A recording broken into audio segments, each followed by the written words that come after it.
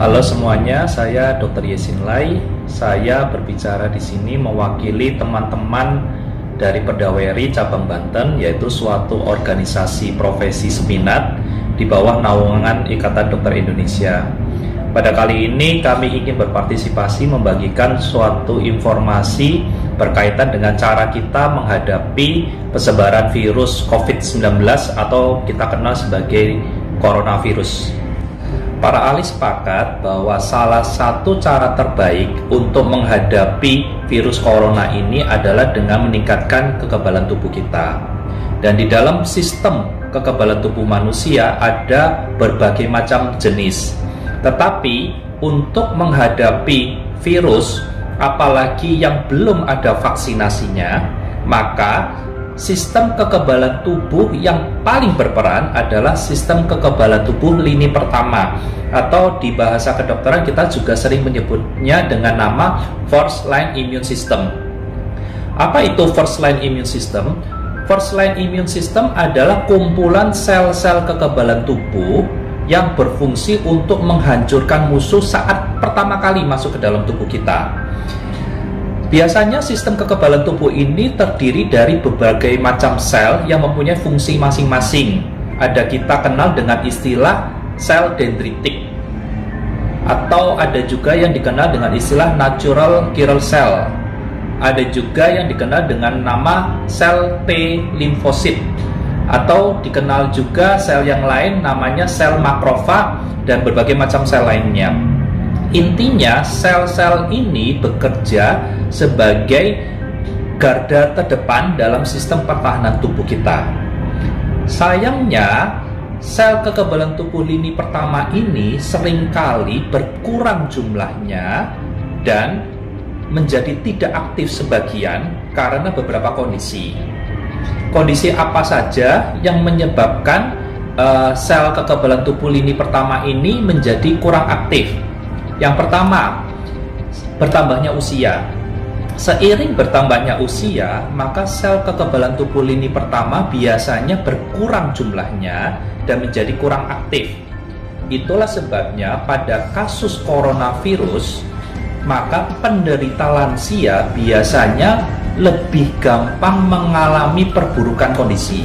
Yang kedua, sel kekebalan tubuh lini pertama bisa menjadi kurang aktif pada orang yang mengalami penyakit kronis seperti penderita diabetes yang gulanya tidak terkontrol dengan baik, atau pada penderita obesitas maupun penderita gizi buruk. Yang ketiga, sel kekebalan tubuh lini pertama juga bisa berkurang aktivitasnya pada seseorang yang tidak menjaga pola hidupnya dengan baik, misalnya perokok, jarang berolahraga, pola istirahat yang kurang teratur, maupun stres berkepanjangan. Lalu sekarang bagaimana kiat kita untuk menghadapi mewabahnya virus corona ini?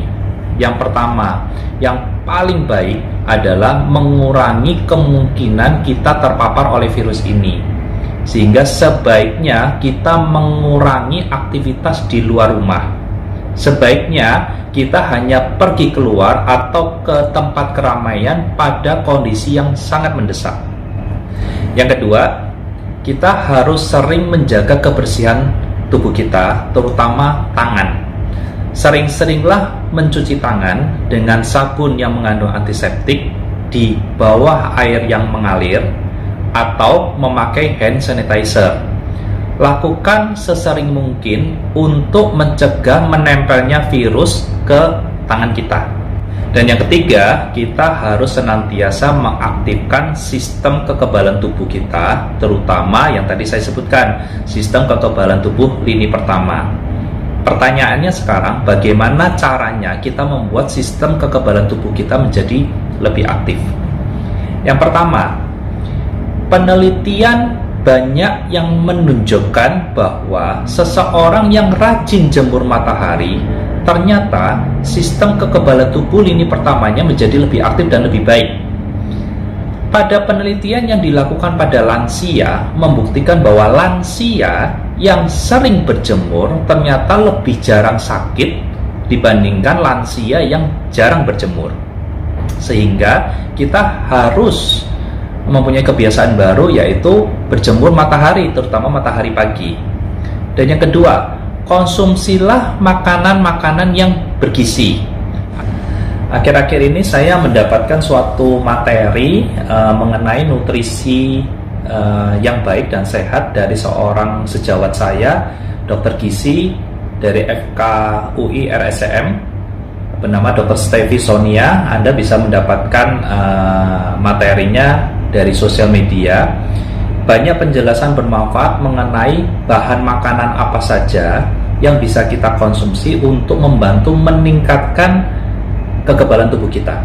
Cara lain untuk meningkatkan sistem kekebalan tubuh adalah dengan berolahraga secara wajar, tidak perlu berlebihan. Karena olahraga secara berlebihan justru kebalikannya akan menurunkan sistem kekebalan tubuh kita. Berolahraga dalam porsi yang wajar dan teratur akan meningkatkan sel kekebalan tubuh lini pertama.